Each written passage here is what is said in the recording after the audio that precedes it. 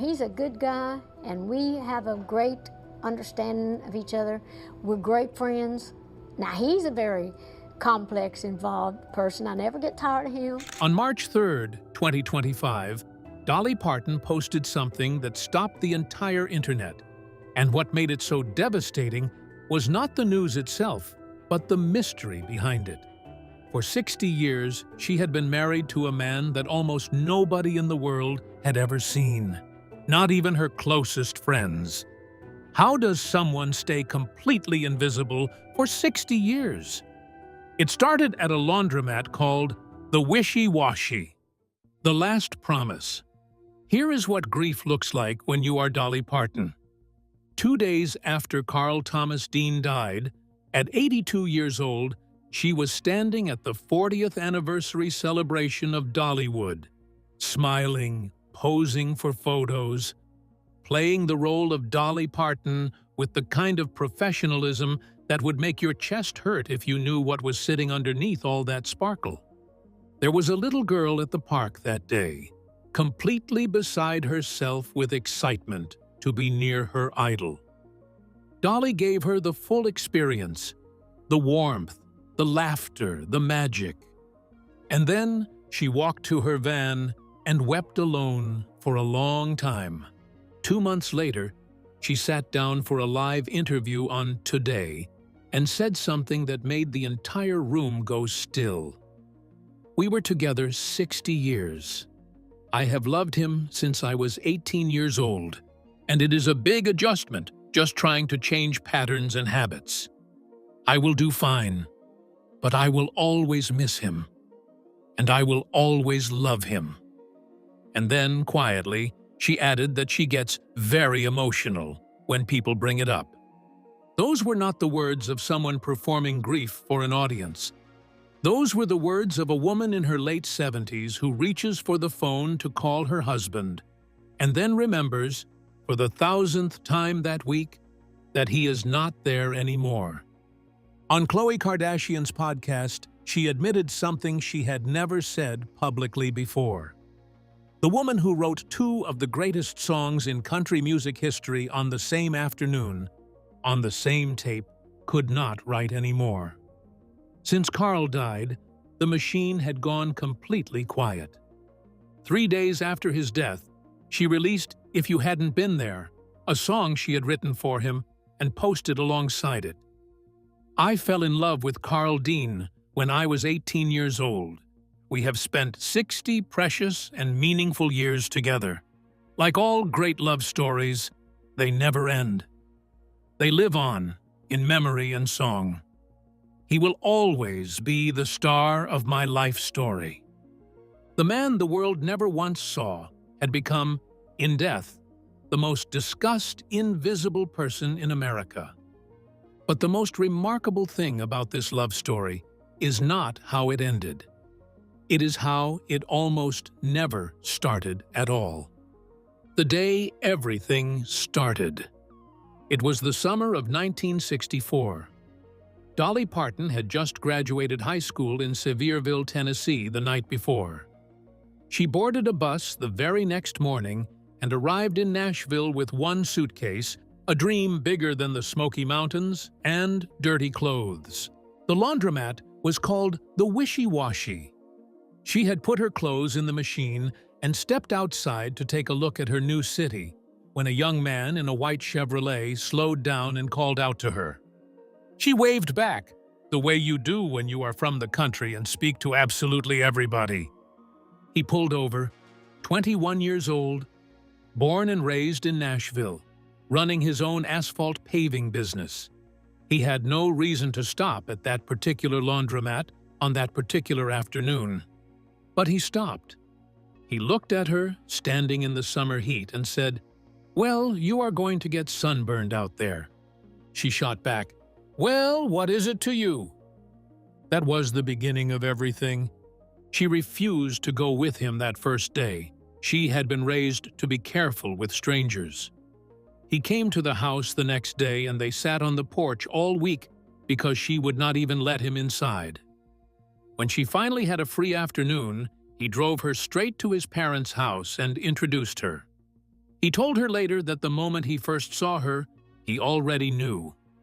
His exact words, "I am going to marry that girl." His second thought, he admitted with complete honesty, was that the Lord had done a very fine job. Then the army interrupted everything. Carl enlisted and had to leave. They stayed connected with letters and phone calls, the slow patience of two people who had already made a private decision about each other. When his service ended, they got engaged immediately. Then the record label stepped in. They had been investing heavily in Dolly and did not want her to get married. A husband would complicate the image they were building. They asked her to wait. His mother had already sent out the invitations. When Dolly had to cancel that wedding, it broke everyone's heart.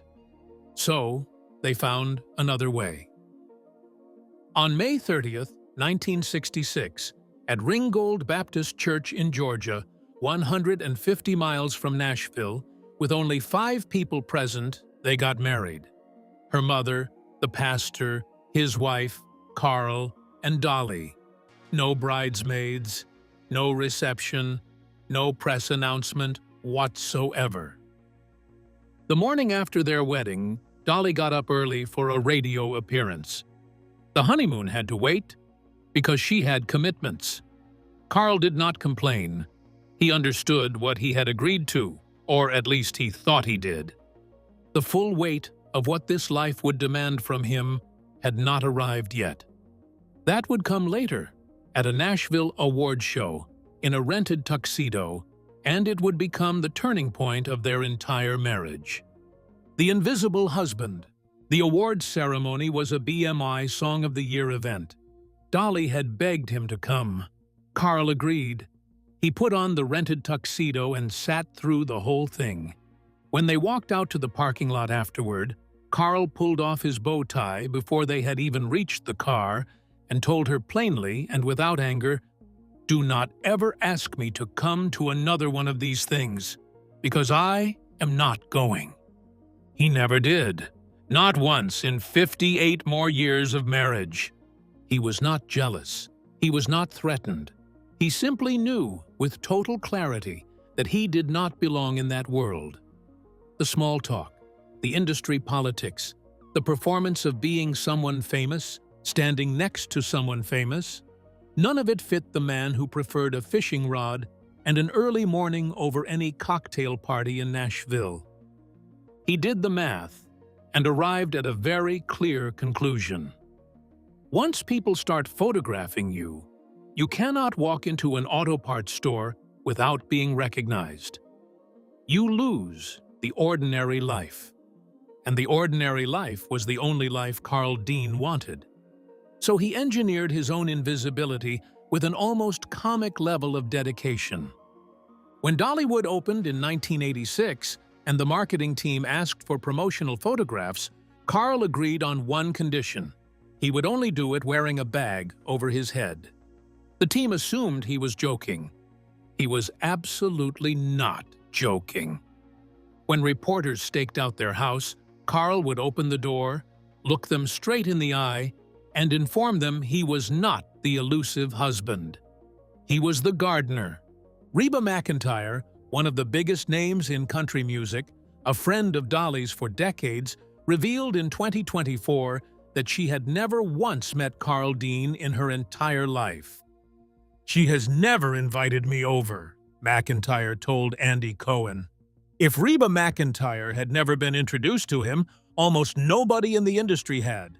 And here is the detail that makes everything about Carl Dean click completely into place. He did not particularly enjoy Dolly's music. She explained it on Good Morning Britain with a laugh.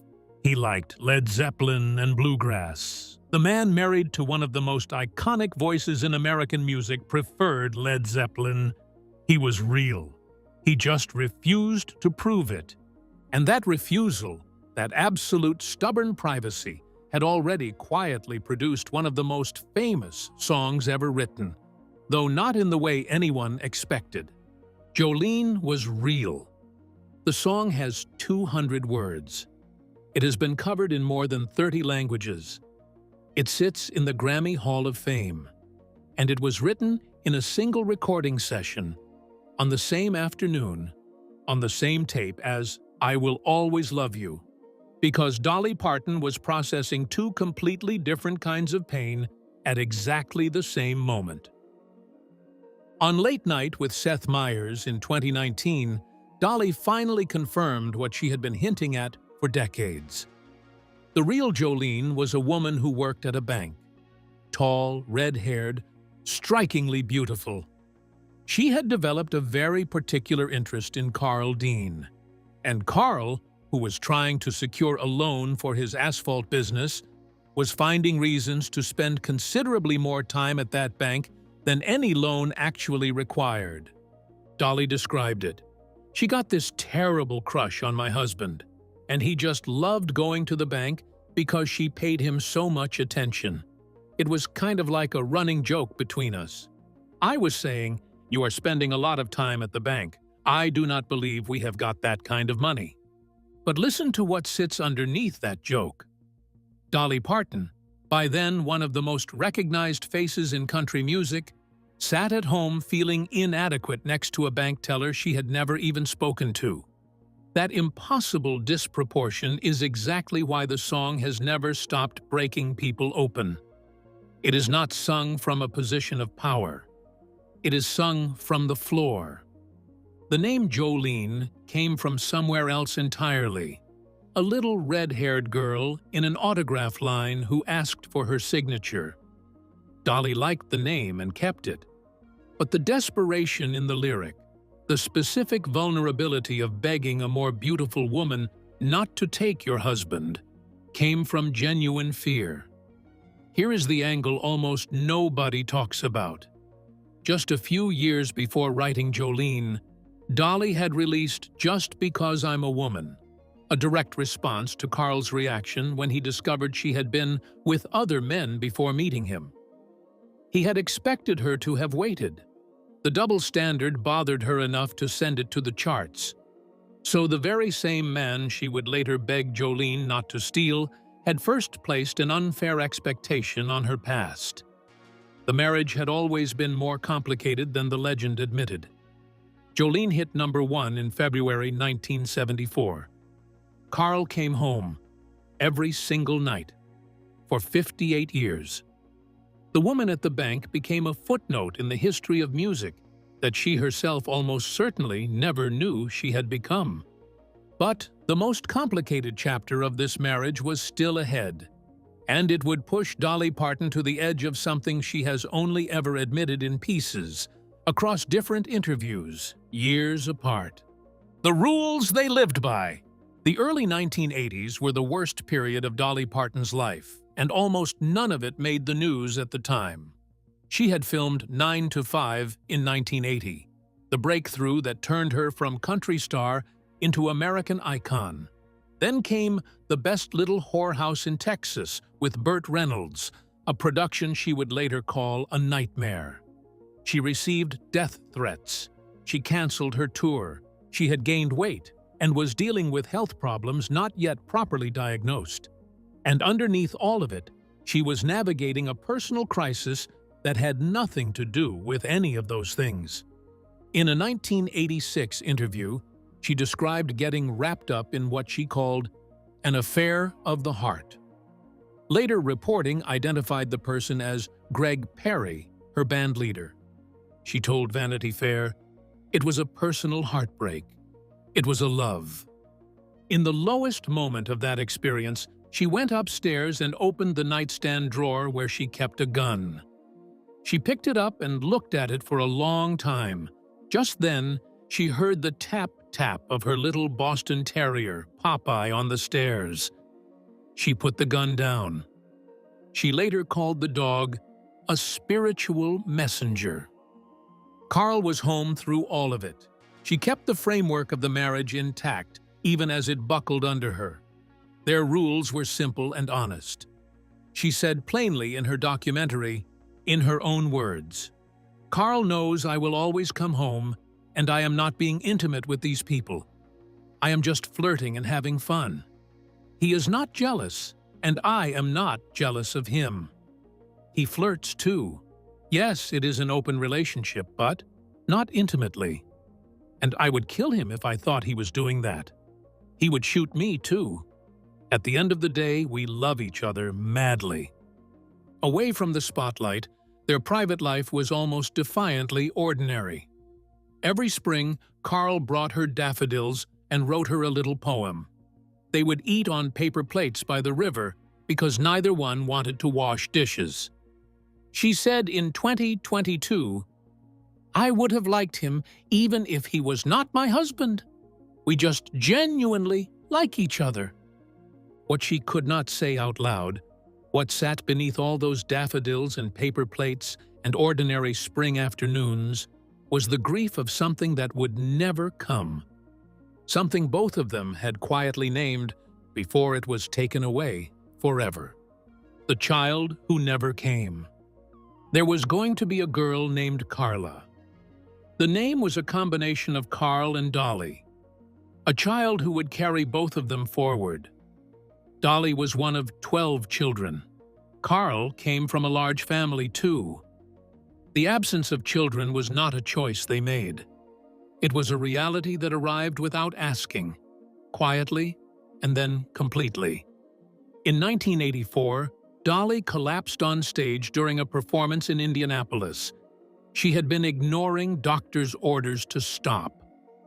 That year, she was diagnosed with endometriosis. The following year, at 36 years old, she underwent a partial hysterectomy. She told Gloria Steinem, "I cannot have children physically. I love children. I do not know that it was not also God's will for me not to have kids." In her memoir, she wrote, "Suddenly, I was a middle-aged woman. I went through a dark time." Carl was there through every moment. He never made her feel the marriage was incomplete. In one of his very few public concessions, the man who refused every photograph allowed himself to appear on the cover of My Blue Ridge Mountain Boy, an album she made during that same period, just for her. The grief of childlessness did not separate them. It made them move closer into each other. In 2016, for their 50th anniversary, they returned to Ringgold Baptist Church, where 5 people had watched them make their promises. They renewed those promises. Dolly wore the gown she had always wanted. Afterward, they went to the lake in their camper and spent quiet days on the water. Carl's anniversary statement was one of the only public words he ever gave the world. "My first thought was, I am going to marry that girl. My second thought was, Lord, she is good-looking. And that was the day my life began. I would not trade the last 50 years for nothing on this earth." Neither of them knew those quiet days on the water were running out, and that something had already begun to take Carl Dean away long before the end finally came. The fading and the promise. In the final years, something changed that Dolly never fully named. She was on the road less. She was home more. She said publicly that Carl had become a loner who preferred the quiet of their property. But people close to them described something else entirely, something private and without announcement that was happening to Carl Dean's mind. The sharpness that had written daffodil poems, eaten off paper plates by the river, it was beginning to lose its grip. Dolly never confirmed it publicly. She protected his privacy the way she had always protected it. The same instinct that had kept him invisible for 60 years kept him safe in those final ones too. But even through whatever fog had settled over those last years, one thing remained. When she walked into a room, his face changed. Whatever illness takes from a person, it had not taken that. Somewhere below the confusion, the part of Carl Dean that recognized Dolly Parton was still fully intact. In January 2025, just weeks before he died, she told a magazine, "Carl is my best and lasting. He was the one that lasted for 60 years. She said it in the present tense. He was still there then, In those final weeks, she held his hand. She told him it was okay to go. She told him she loved him. She told him she would find him again when it was her time. The man who appeared on no red carpets, gave no interviews, told reporters he was the gardener, never attended another award show after the one that earned him the right to refuse them all. That man was the star of her life story. The most visible woman in country music spent 60 years deeply, completely, privately in love with someone the world was never allowed to see. There is an empty camper on a riverbank in Tennessee that meant more to two people than any stage in the world ever could. She made him a promise, and Dolly Parton always keeps her promises. What moved you most about this story? The laundromat, the daffodils, or the part nobody ever talked about? Tell us in the comments.